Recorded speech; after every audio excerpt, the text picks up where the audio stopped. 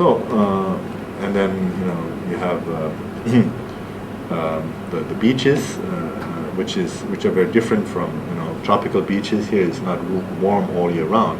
So some season is really cold, but it's still very attractive, because the sea and the wind and so on. So you don't go in the water, but you just see the scenery. You just see the romantic settings and so on, and take a lot of pictures. So for amateur photographers, Korea is a real,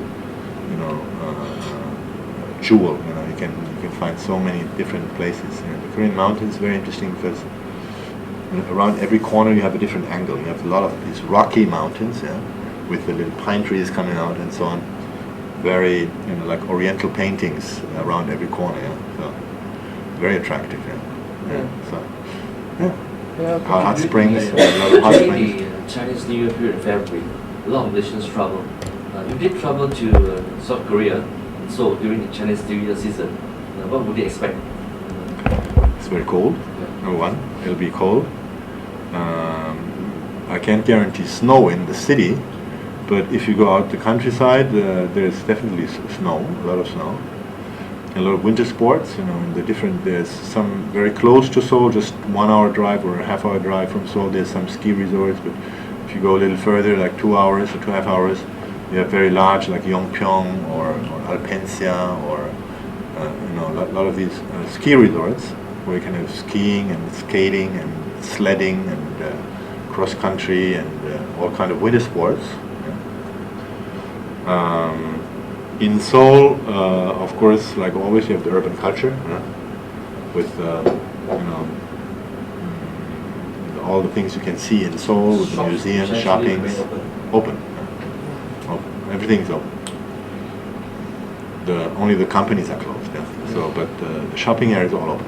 So. How do you plan to promote this Visit Korea year in different countries, like in Malaysia? Will you be doing a lot of awareness programs? Yeah, we're planning, events of especially for the Visit Korea year. But from our experience, the most effective ones will be when we have like a Korean night kind of performance, like we had in Singapore yesterday. There was a concert of K-pop artists, and in connection with that, we kind of talk about the Visit Korea year. So to draw the crowd, we bring some K-pop, artists, like some young groups or some of these beautiful boys or girls. Very popular with the young students. Recently, Rain was around. Huh? Rain. He's also, I know him very well personally. I meet him sometimes, and he's very interested in working with us. Pae Young-jun, is a little bit older generation, but he's also an honorary ambassador for the Visit Korea year. We have, Kim Yeona, the ice skater. She's our ambassador for the Visit Korea year. Of course, she's busy with the Winter Olympics, so she will do a little bit for us in Canada.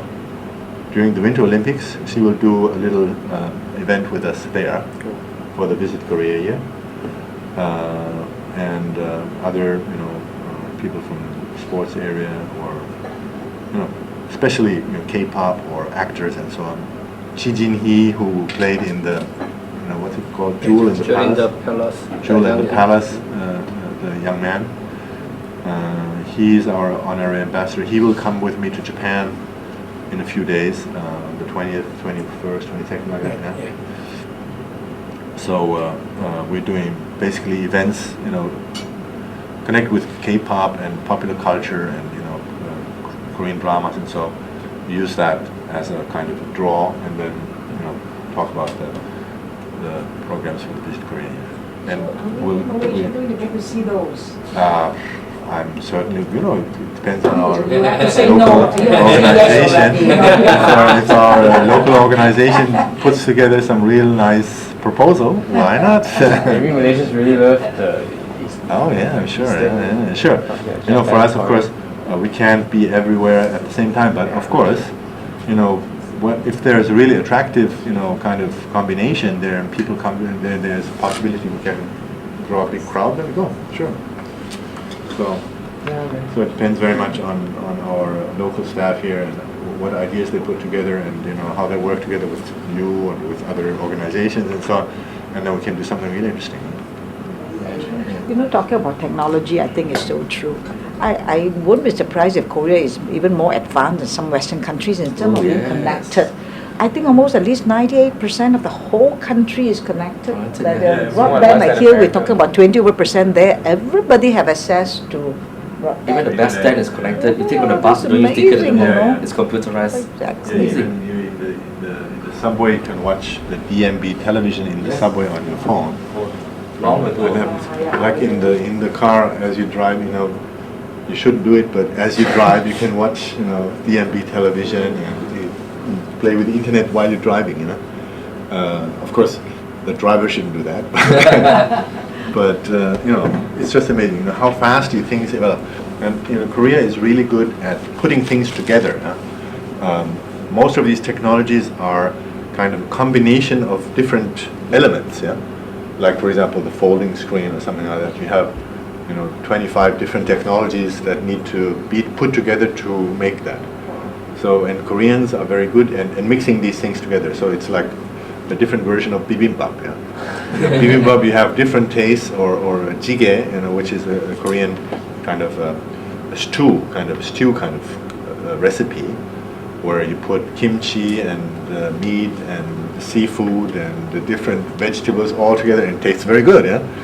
So this kind of fusion thing, to put things from different sources together and create something new, is a specialty of Korean culture. So that is very good for technology. In the IT industry, you need to put together so many different things to make it work, right?